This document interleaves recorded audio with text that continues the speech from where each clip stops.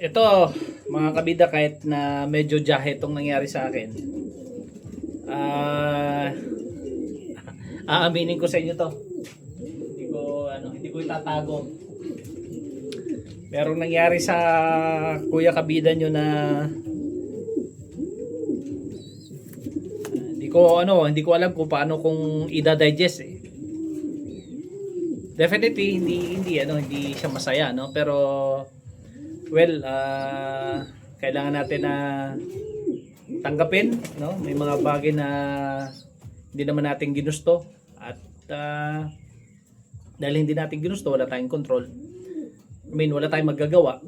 At yun na nga, tanggapin na lang natin. So ano ba nangyari? Bakit ano ba ang ikikwento sa inyo ni Kabida? Yan. Sige, papakita ko ito na yung ito yung umpisa ng kwento. Papakita ko sa inyo. Syempre karamihan sa inyo hindi kilala ang ibon na to. Ang ibon po na to ay si Jansen de Clock ni Sir Ed Carion.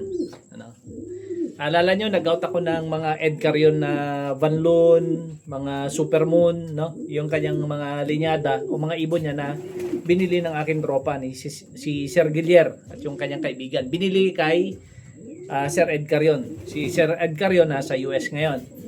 So, nakuha nga natin yung nasa almost 30 na ibon. Kasama to, itong tinago ko na Ed Carion na de Clock. Jansen de Clock. So, sa madaling salita, yun na, nagtabi ako ng isa. Inout ko yung nasa 20, 24, 25 na ibon.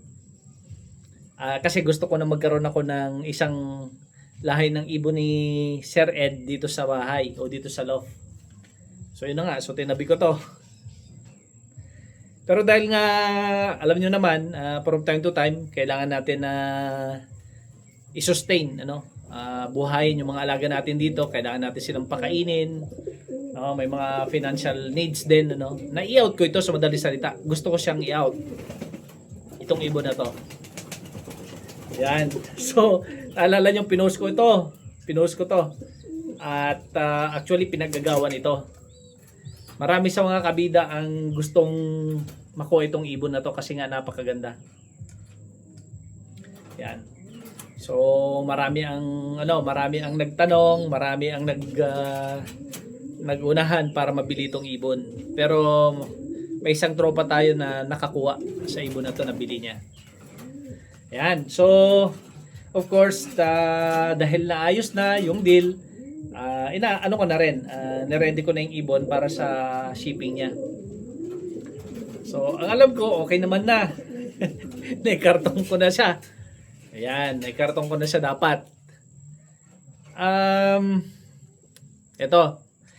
So, nakarating na sa Manila yung ibon. Nag-message sa akin at nag-send ng picture sa akin ng aking tropa na si Bro Enan. At sinabi sa akin, Kuya Ranz, nakawala po yung pinadala niyong ibon dito sa Avenida. Ayun, patay tayo. Nakawala yung ibon. Nakawala yung Ed Carion Jansen de Clock na napadala natin sa Manila. E di lumo ako. Sabi ko, anong gagawin ko? Nabayaran na yon. Hindi ko alam ang gagawin. Buti na lang, syempre, dahil sa mga kaibigan natin na hindi naman tayo pinapabayaan, minessage ko ngayon si Sir Gidier. Sabi ko, Sir Gidier, baka pwede na tulungan mo ako. Baka may naitatabi ka pa dyan na kadugo mismo nung aking nakuha na Jansen de Clock. Baka may naitatabi ka kahit isa lang kasi nakawala yung ibon sa pagkababa ng bus sa Avenida. Nakalusot sa butas. Daling salita. Medyo malaking ganito niya. Nakasingit siya dyan. Kasi medyo basa kasing karton na yun. Dahil nga yun yung mga times na madalas umuulan. In short, si Sir Gilier, he came to the rescue. Sabi niya, Kuya Ranz, huwag kang mag-alala, yung naitatabi namin dito na isa, ibibigay ko sa'yo. para ano mo na rin, masolusyonan mo, mapalitan mo yung nawalang ibon mo. Ayun, shout out Sir Gilier Andrade. Sa marami pong salamat doon talaga sa tulong na ginawa ninyo. Na-solve ninyo yung aking concern doon sa pagkawala nga nung ibon na yon. Nung pagkawala nung ibon na to. Ayan. So in short, napalitan po nating ibon. The same line din po yung naibigay natin sa tropa. Nakuha niya rin yung isang bluebird din na cock na Jansen Declac. Naayos natin yung problema. Now, here comes the twist. Here comes the surprise. So ako, dahil hindi ako lagi napapasyal dito, minsan inaabot ng linggo o 2 linggo bago ako makapasyal.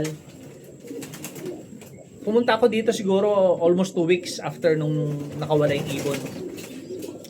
Syempre, regular yan. Pag andito ako, binibisita ko mga ibon ko. Yan, sinisilip ko sila. Kukunti lang naman sila eh. Kabisado ko na sila. Dahil kukunti sila, alam ko kung sino-sino mga ibon ko. O at least 95% alam ko. As bibilang ako, alam ko kailan ng blue bar eh.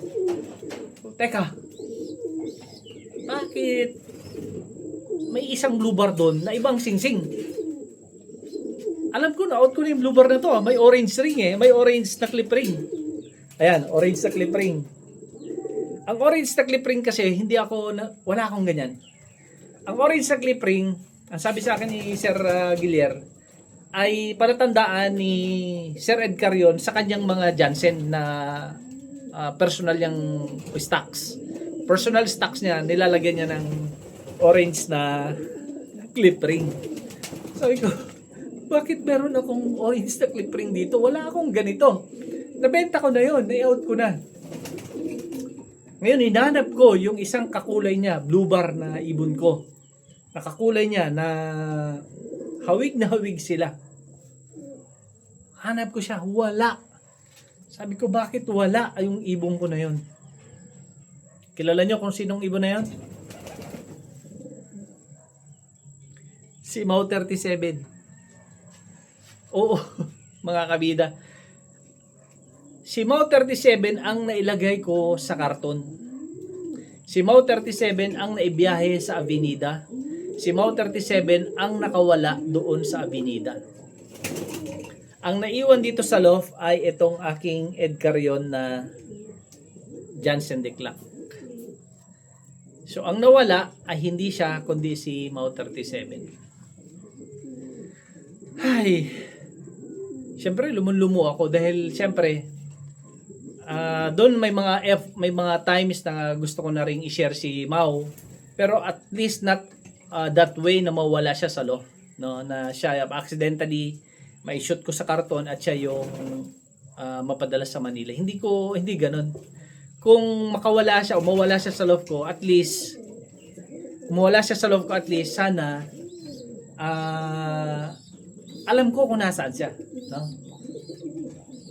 Na-i-out ko siya sa isang kalapatid o kabida na may pangangailangan sa kanya. But yun na nga, wala na nga tayong magawa dahil nga nangyari. Napakawala natin ng natin ng ibon by accident, na-shoot natin sa karton at nakawala sa Manila. Yun na lang, ang hangad ko na lang ay sana hindi siya mapano, sana kung may makahuli sa kanya, alagaan siya. O sana makabalik siya dito sa La Union. So yun yung aking jahe at nakakaya na experience lately, no?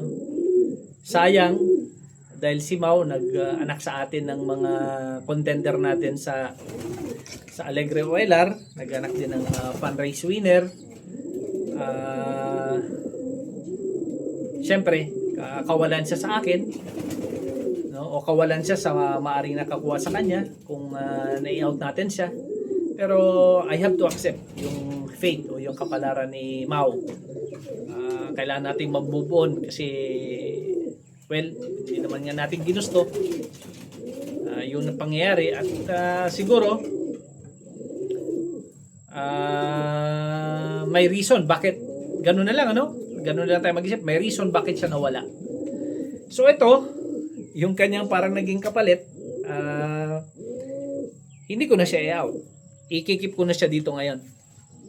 Dito na siya. Alagaan ko na siya dito. Magiging parte na siya ng loft ko, no? Titingnan natin kung anong magiging resulta ng mga anak niya. Knowing na maayos na ibon naman siya. So, gano'n na lang. Ito na yung aking Mo 37, itong Jansen Diclac na ito. Ay nako, ako natatawa eh. Natatawang nalulungkot kasi yun na nga, hindi natin maakalain at matanggap na gano'n ang nangyari sa isang ibon natin. But lesson learned sa akin na mas maging maingat sa susunod. Mas maging maingat at mahina na talaga kasi ang mata ko. At siguraduhin yung mga dadamputin kong ibon at ilalagay sa mga box. This is the first time na nangyari sa akin mga kabida yung ganitong pangyayari. At sana hindi na maulit at hindi na tayo mawalan ng isang materyales na dahil lang sa human error o pagkakamali natin. Maraming salamat mga kabida. Until next time sa muli nating kwentuhan dito